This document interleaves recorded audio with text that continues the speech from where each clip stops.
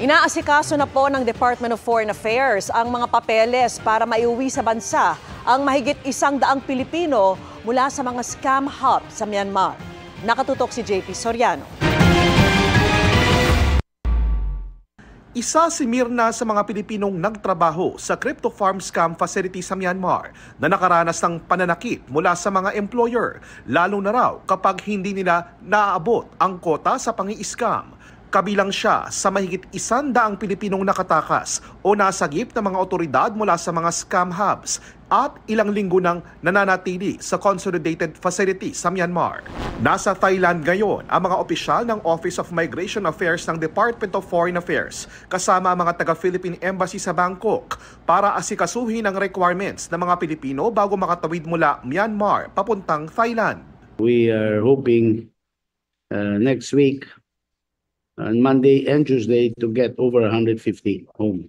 Yung areas kung saan yung mga scamming centers are not controlled by the official government, the State Administrative Council of Myanmar. They're operated or they're controlled by rebel groups. So there's actually a need for the rebel groups to be of assistance, ironically. So ang ginagawa yung rebel groups are the ones who have custody over all these thousands of foreign workers. Kung mailigtas man, hindi pa rin daw ganun kadaling mailipat ang mga Pinoy mula Myanmar pa Thailand. There are thousands of them. And Thailand can only accommodate a few hundred every day. It's not abnormal. Ganun din yung sa Gaza. Hindi pwedeng basta tawid.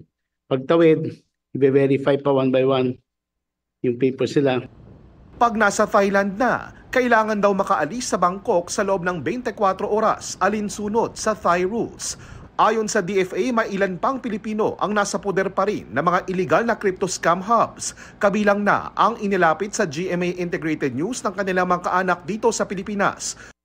Tuloy ang pakikipag-ugnayan ng DFA sa mga otoridad sa Myanmar para masagip sila.